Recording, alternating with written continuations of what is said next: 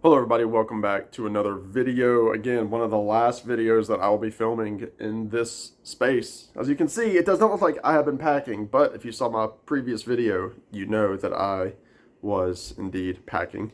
Um, this video is inspired, I should say, by my buddy Alex over at Beer and Vinyl, who sounds like he was inspired by other channels that he watches about showing some records that have come out this year, kind of that point in the year where, we're looking back at some records that we bought. Maybe we forgot about some records that came out, way back in January and February that need to be reintroduced. And just want to show you some things that you might not have that you might want to find. I will say I did a video like this, I think at the end of May, maybe early June. I just showed 5 records, and none of those records are going to be in this list, though. I'll go ahead and post a link to that in the description if you want to go back and see some records that came out kind of in the really earlier part of the year. Most of these have come out really since April-ish, I would say. One definitely did. It came out Record Store Day, which I talked about it in another video, but I want to show it again. So all I have to say, it's all vinyl. I've got one CD. We have 1, 2, 3, 4, 5, 6, 7, 8. 8 records. So here we go. I'll start with the CD. This just came out about a month ago. This is Remembering Now by Van Morrison. I did a review on this earlier, so I'm not going to talk about this too much. Actually, if I talked about any of these albums, I'll go ahead and put links below. But if you didn't see that video, this is a great album. It's the latest by Sir Van, called Remembering Now. I critique the artwork on it, but other than that, the album itself is very, very good. It harkens back to the stuff that people love about Van Morrison. He's not really grumpy on this album like he's been on some of his past records in the last 5 odd years or so. But this is really, really good. It's kind of got some really pretty instrumentation on it. Some great players. Some of these guys were playing with him for the last decade or so. Some I think even longer, but great stuff on here. The song Down to Joy is great. Back to Writing Love Songs, Cutting Corners, When the Rains Came, which again references Brown Eyed Girl with that title. But Remembering Now by Van Morrison, I highly recommend it if you like Van. Next, let's keep shouting it out to my boy Alex. This is the latest of the records that I am showing that I received. I just got this one on just this past Saturday. I'm filming this on Tuesday. This is an album by a guy named Leroy Conroy, and it's called A Tiger's Tale. This is a really, really cool record. I've only given it one spin. I spun it over the weekend, but it's got kind of this trippy kind of instrumental. I mean, I've got it cataloged with my jazz records. I don't make any of my records into a genre except for jazz, and that's usually by purely jazz artists. But anyway, I won't get into that. I've thrown this into my jazz section because it has that feel of some of that mid 70s kind of black jazz label kind of stuff. Just really kind of spacey, soundtracky is the word that Alex has used on this record. And it really does have that feel. It's on the Coal Mine record label. But Leroy Conroy is the alter ego, the pen name of Terry Cole, who is the founder of Coal Mine Records. So this is really his debut record after having his hand in so many different pots with Coal Mine. But look at that beautiful vinyl there. This is the Coal Mine exclusive. But if you like that soundtracky kind of spacey music, this stuff is really cool. It's got some great, organ, bass lines, that sort of stuff. I highly recommend this. It really is a cool record and beautifully packaged, as all records through the Coal Mine and Karma Chief label are. This record I talked about. I consider it the best Record Store Day release ever. Again, it came out back in April the 12th. And this is a Space Junk by Marty Stuart and his Fabulous Superlatives. This is a 2-record set. Unfortunately, not a gatefold. of surf rock, instrumental, garagey kind of stuff that the Superlatives recorded over the last few years, and none of it had ever come out. Though they were playing this stuff live, at their various concerts. I just got to see Marty a few days ago with my cousin. I did a review on that, and they did 2 or 3 songs from this. It's really, really good. And special shout out to Herb Alpert, the trombone player, for the artwork that he did there. But just really, really cool stuff. If you like that, Ventures kind of sound, from the 60s, kind of, just surf rock, great, get Telecaster guitars. This is for you. Now, it did sell out on Record Store Day. However, you can always put it, in a want list, whether you're looking on eBay or Discogs or whatever you find. They do occasionally make an appearance on there.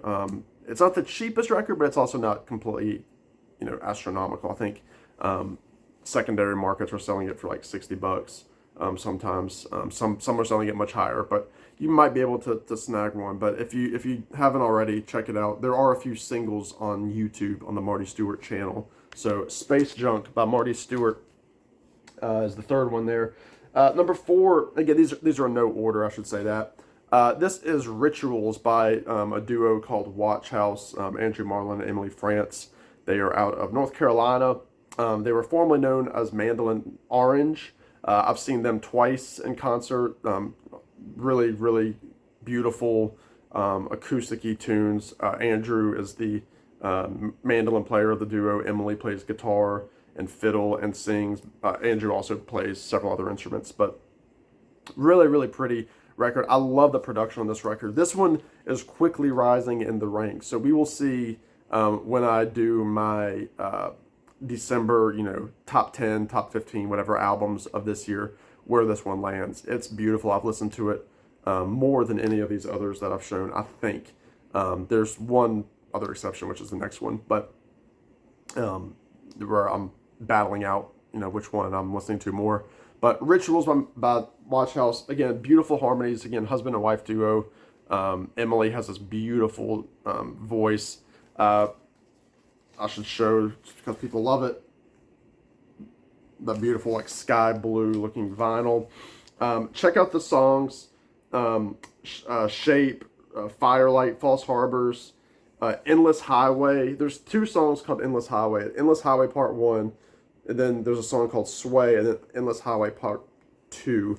Just a really, really pretty kind of sweet on the second side. But the instrumentation is just great. It's, bluegrass instruments, but not bluegrass music. Just, imagine, I don't even know what you would say. They just, for reference, they opened for the Avett Brothers a little bit on this past tour, but they're not, rambunctious. They're very quiet music, great early morning coffee music. So Rituals by Watch House, it's a beautiful record. I really, really like it. All right, this is the one that's fighting it for the most listens so far, and that is Till the Morning by Brian D'Addario.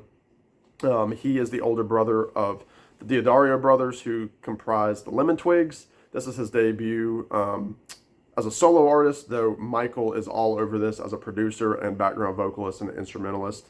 But it's Brian essentially getting to play the songs that don't make the Lemon Twigs cuts, or songs that they feel don't fit.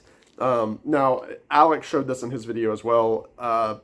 If you like the Lemon Twigs, you're gonna like this. I mean, it's like Alex said something perfectly where he said, it's not like he's going out there doing a blues album. He's still doing that kind of Baroque pop kind of, hook-laden melody kind of stuff that the Lemon Twigs are known for. Another thing that's cool about this record is it's the first record on Headstock Records, which is the record label that him and his brother founded, and that really cool custom label there. I will say this was, you can see they're kind of on the left side and not the reflection of the fan. This was kind of a dirty record when I got it. It just seemed like there were, it felt like there were prints on it, and yeah, that sort of stuff.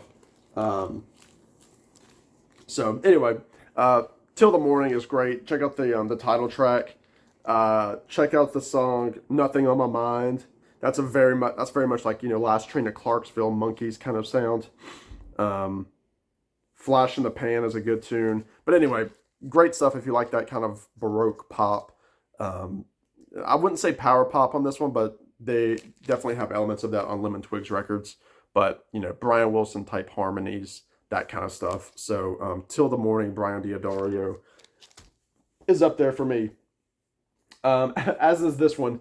Those of you that follow my channel know I love The Head and the Heart, out of Seattle, Washington. This is their latest, called Aperture. And it's their first, I think, since the original album that they've, look at that thing. How cool is that? Kind of like an BP oil spill there. This is kind of the first album, I think, since the first one that they've kind of independently produced. They were on Sub Pop for a while, and now they are through Verve. This is on Verve magazine. I mean, Verve magazine. This is on Verve, the famous jazz label. But really good stuff. Kind of gets them back to their roots, even though I hate to use that expression because they always have the roots. And artists have the chance to grow and see where they want to go with their music. They put out several albums that were more in line with, like, more higher end production, more poppy, trying to be a little bit more mainstream. Especially their album Living Mirage was a complete change of form for them, though it started really shifting on their third album, Signs of Light. But this is kind of it's a solid mix. It's more Signs of Light than Living Mirage or Every Shade of Blue, their last two albums. So it's still got some of those elements, but they've definitely reverted back a little bit, and not in a bad way, to their more folky acoustic tunes. But this beautiful opener, After the Setting Sun, is just a fantastic tune. Time with My Sins is another great one. It's got like a mandolin in it. Arrow is a very, very catchy tune. Really, really good stuff. West Coast is a great tune. It's got some great stuff on there. If you like The Head and the Heart, if you kind of like that indie pop stuff, then you'll dig. And again, I always like to say I'm proud that 2 members of The Head and the Heart live in Virginia, in Richmond. So very cool. Just a couple more here. This one is the latest from Lucas Nelson. This is his first kind of breakaway from his old band, Promise of the Real. It's just called American Romance.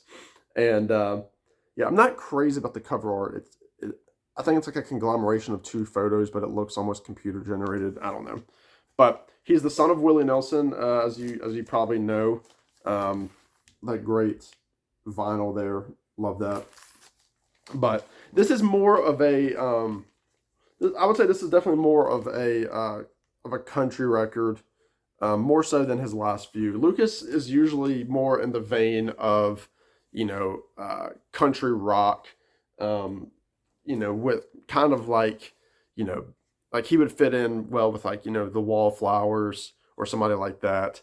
And Lucas also played for years with Neil Young, and Promise of the Real were his backing band. So he's got the chops. I mean, he's Willie Nelson's son for one, but yeah, he's played with Neil Young for years. But yeah, it's a good album. I'm not still sure how I feel about it quite yet. I've given it 2 or 3 listens. It needs a little bit more for me. Ain't Done is a great tune. Pretty Much is good. Friend in the End that he does with Sierra Farrell.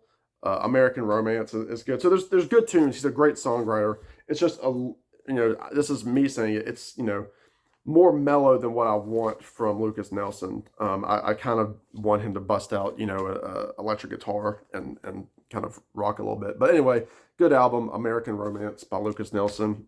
And then lastly, I talk about this band a lot too. This is Camp, a band out of Ohio. They've put out a few records. The last one has been several years, at least 3 years, Lavender Days. This is called Copper Changes Color. Came out earlier this year. I really dig this album. I like the album cover. I like that photo a lot. This guy right here, Nicholas Falk, he is the husband of Dory Freeman, who is I'm a big fan of, from here in Virginia, in the Galax, Virginia area. So I've met Nick a couple times, and I've seen him several times with Dory, obviously. But yeah, a really great album. Again, this is one that's kind of rising slowly. I really like the song Porch Swing on here. It's really good. Fairview Feeling is good. Shade is a good tune. Millions is a good song. Again, it's one that's growing on me. I don't know that I like it as much as their previous one, but this one they use a little bit more instrumentation, I would say, on here. But it's still very, very good, and I can see it really growing for me. But yeah, check it out. Camp Copper Changes Color. I'm a big fan. So there you go, everybody. Those are what 8 albums that have come out this year, in addition to the ones that I've already shown. And it's not all the ones. I've got a couple more, but I just hadn't spent enough time with them to give you an honest opinion on them yet. So you'll probably see another video like this closer to the end of the year when I do my actual ranking. But anyway, Alex, thanks for the inspiration. Yeah, let me know what you all think about these records. Drop a comment below. Again, I'm going to have all the videos connected underneath of one about my 5 albums from a few months ago, and then I've got a couple of these as album reviews. So that does it for me, everybody. Please subscribe. Please do all that good stuff. Wish me luck as I try to pack these records up, and we will see you on the next one. Bye now.